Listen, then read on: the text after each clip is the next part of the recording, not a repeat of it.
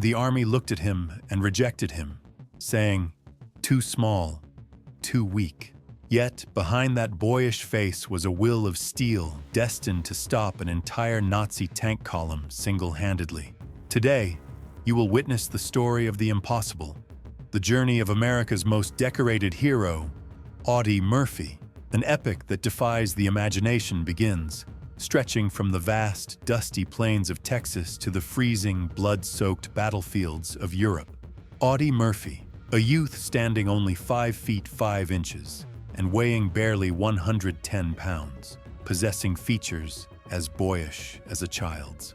When the drums of war began to beat, he wasn't even of age, but his heart was large enough to carry the destiny of a nation. Emerging from the grip of poverty and desperation to rush to his country's defense, the American army initially turned him away. "You're too small," they said. "You can't even carry the rifle." The Marines and the Navy rejected him as well, but he refused to give up, because inside that slight frame was something no army could ignore: the unshakable steel will of the American spirit.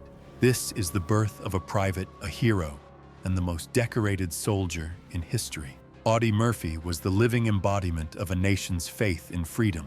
Audie Murphy's persistent determination to join the military despite his physical disadvantages perfectly summarizes the patriotic profile of 1940s America.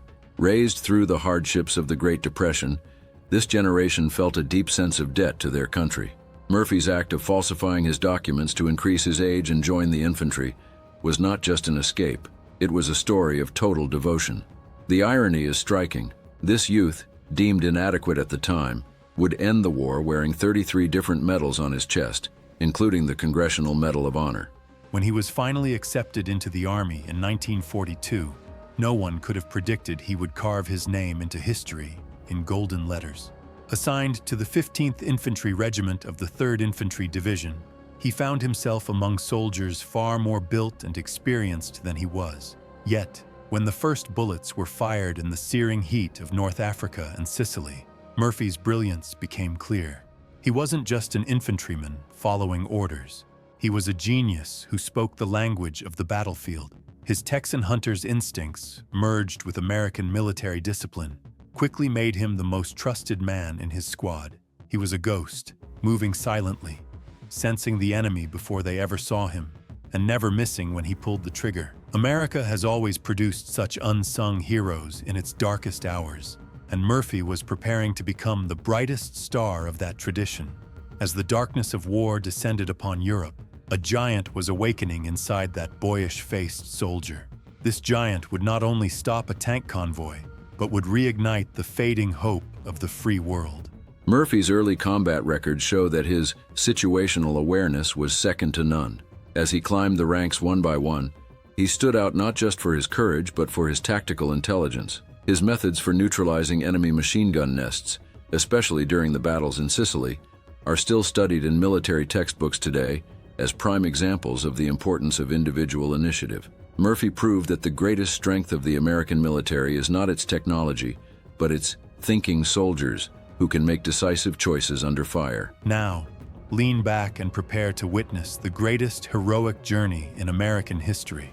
Audie Murphy's humble beginning represented the final calm before the storm, because very soon, in the snowy forests of France, a reckoning would take place that would leave the whole world breathless. We will see how one man stood his ground against an entire army. This victory story, written in the shadow of the American flag, will remind us once again that surrender does not exist in the American lexicon. As we leave the first chapter of this glorious saga behind, we have a question for you. Which heroic story from World War II history fascinates you the most? Or who else do you know that achieved the impossible after being told it can't be done, just like Audie Murphy? Share your thoughts with us in the comments, and let's discuss the American spirit together. Don't forget to subscribe to the channel and turn on notifications so you don't miss the continuation of this legendary journey and the moment Murphy stopped that famous tank convoy. The saga is just beginning. By the end of 1944, Europe was a complete powder keg. While Allied forces reclaimed lands under Nazi occupation inch by inch, The enemy before them was more aggressive and dangerous than ever, like a wounded beast. Audie Murphy was no longer that shy boy from Texas. He was a leader forged in the fires of war, possessing a will of steel and a rank that rose in direct proportion to his courage. January 1945 brought one of the harshest winters in history to the world. The Colmar Pocket in the Alsace region of France turned into a hellscape, not just because of the freezing cold, but due to the Nazi army's final massive resistance. Snow was knee-deep, trees were frozen solid, and the wind struck one's face like a bullet. American soldiers were fighting not just the Germans, but nature itself. Yet B Company, under Murphy's command, knew that retreat was not in the American vocabulary. They were the final line of defense for freedom. The Colmar Pocket was a strategically critical point because it was the Germans' last major bridgehead west of the Rhine River. The region was covered with dense forests and marshes, making tank movements nearly impossible. The Holtzwihr sector, where Murphy was located, was the very center of this chaos. American troops were subjected to fierce counterattacks launched by the Germans as part of Operation Nordwind. Despite being wounded in the leg during this period, Murphy refused to stay in the hospital and returned to lead his unit. This is the ultimate example of his sense of duty and loyalty to his soldiers. On the morning of January 26th, under foggy and freezing conditions, the Germans launched an all-out assault. 6 massive German tanks and hundreds of infantry began advancing toward Murphy's weakened line. American tank support was bogged down in the mud, and air support was neutralized by the thick fog. B Company's strength had dwindled to a handful of soldiers due to weeks of fighting. The force facing them seemed unstoppable. As the roar of Panzer engines shook the earth and sky, Audie Murphy had to make a choice. He would either retreat and allow the line to be breached, or attempt the impossible. He ordered his men to withdraw deep into the forest. He remained alone in the middle of the snow against those advancing massive heaps of steel. He had only a radio and an unquenchable fire of vengeance in his hands. The American spirit was preparing to defy the whole world that day, within the body of a single infantryman. As the German tanks approached, Murphy's eyes caught a burning, abandoned M10 tank destroyer by the roadside. The vehicle could blow up at any moment. Flames were rising from its turret. Yet, this burning heap of iron would not be a grave for Murphy, but a fortress.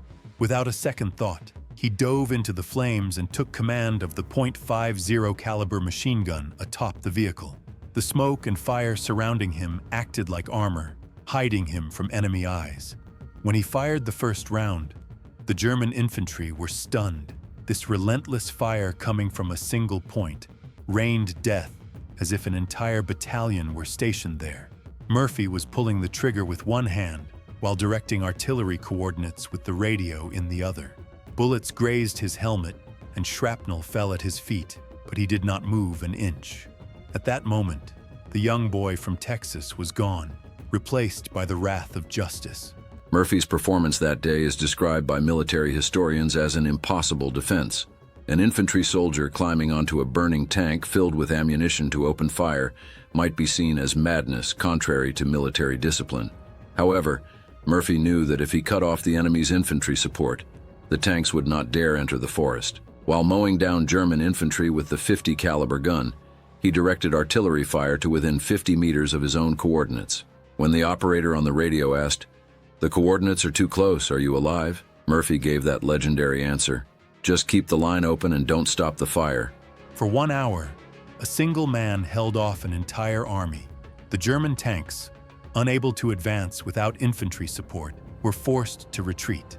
The old wound in Murphy's leg had reopened, and his blood was dripping onto the snow, but he didn't even feel it. The barrel of the machine gun had turned red hot from the heat, and his ammunition was spent. When he climbed down from the flaming tank, his face was covered in soot and the smell of gunpowder. When his teammates emerged from the forest in shock and awe, they realized that this slight man standing before them was actually the greatest warrior in the world. Audie Murphy hadn't just saved a line that day. He had proven to the entire world what an American soldier could achieve, and that a human's will is harder than steel. That day in the Holtzwihr Forest, the sun was rising anew for American victory. When Audie Murphy climbed down from that burning M10 tank destroyer, he hadn't just stopped a German attack. He had reignited the very blood in the veins of the American army. His leg wound throbbed, and his uniform reeked of gunpowder and soot, but he refused to stop. Only minutes after that legendary defense where he disregarded his own life, he rallied his unit. "Now, it's our turn," he said. When his men saw that soldier, who had just stood tall against a massive tank convoy, looming like a giant before them, they forgot their exhaustion and their fears. Despite being wounded, Murphy led from the front, pursuing the enemy through the deep snow. American military genius shows itself not just in defense, but in these types of sudden and devastating counterattacks. The Holtzwihr Forest was no longer a sanctuary for the Germans. It had turned into a trap from which they had to flee. Murphy's action that day was not just a defensive success, it was a psychological turning point that restored his unit's morale to 100%. Historical records state that Murphy single-handedly killed or wounded approximately 50 German soldiers. However, more importantly, immediately after his ammunition ran out, he organized his unit and launched a counterattack. As a result of this counterstrike, the village of Holtzwihr was completely liberated, and German resistance in the region was broken. Murphy is the most concrete proof of how an infantry officer can radically change the course of a battle. The counterattack was so fierce that German troops were forced to retreat before they even realized what was happening. Despite a serious wound in his leg, Murphy refused all medical evacuation. "I'm not going anywhere while my men are here," he said. This was the purest example of loyalty and leadership in the American military. Following the clashes that lasted until evening, B Company achieved its strategic objectives. Audie Murphy's name spread across the entire division headquarters that evening via radio waves. Everyone was talking about that baby-faced hero who stopped an army alone atop a burning tank. He was no longer just a son of Texas. He had become the pride of all America. This incredible display of superior courage was only the beginning of the journey that would lead him to the highest military honor, the Medal of Honor. In the final months of the war, Audie Murphy was a living legend. Due to his superior achievements, he was promoted to second lieutenant and had won nearly every Medal of Valor America could bestow. Yet for him, medals were merely symbols of the friends he had lost and the price he paid for his country.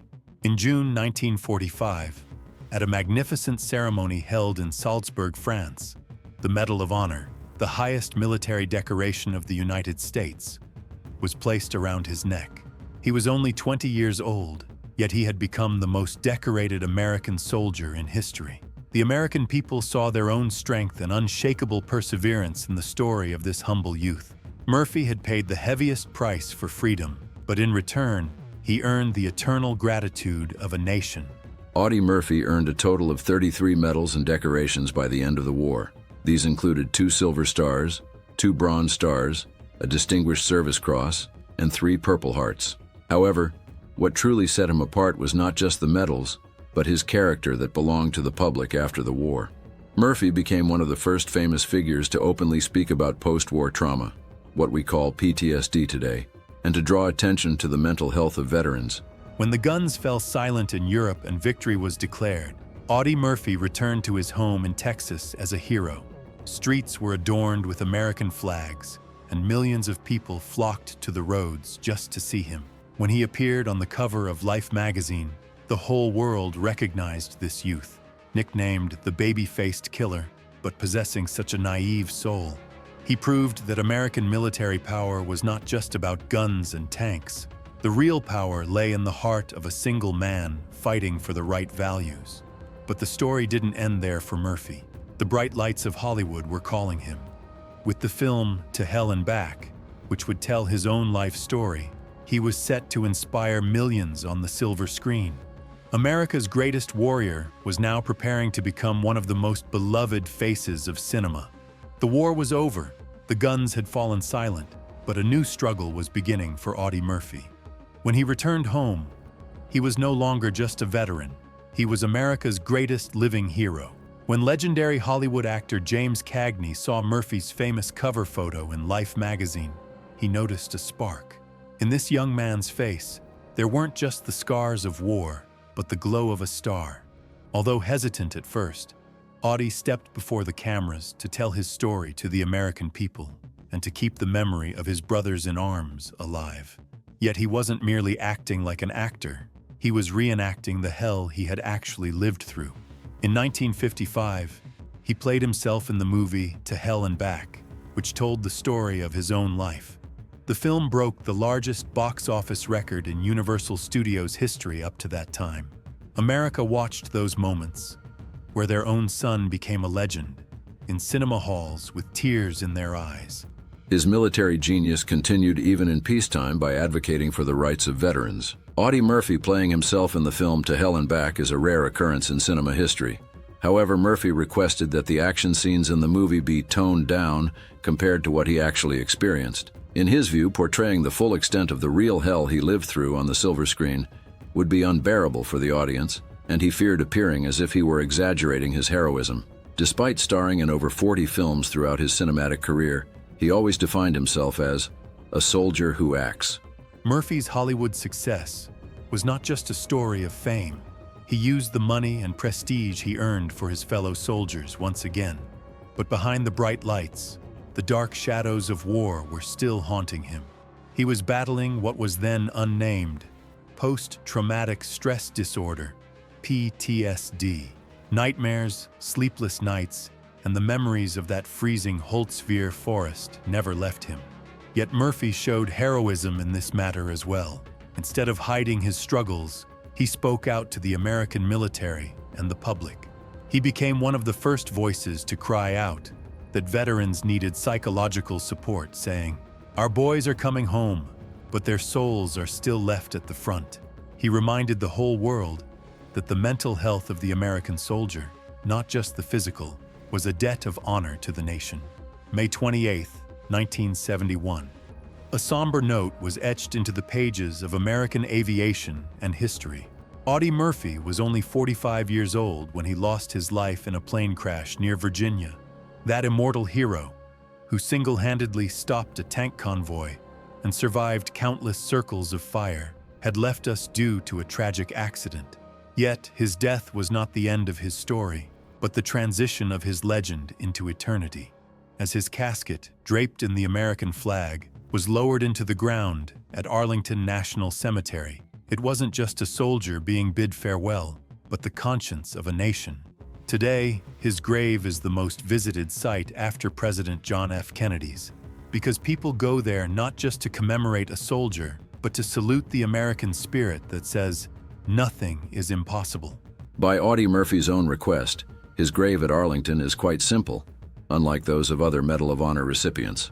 The headstone is not adorned with gold leaf, it is like that of an ordinary soldier. This is the final indication of his wish to be remembered not as a hero, but as a soldier.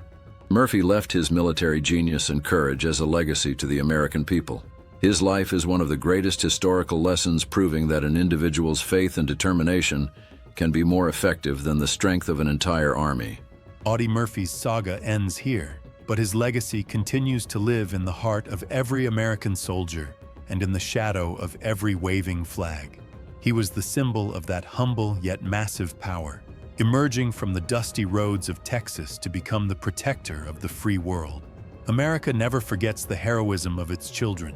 Names like Murphy will continue to guide the soldiers of the future like a North Star.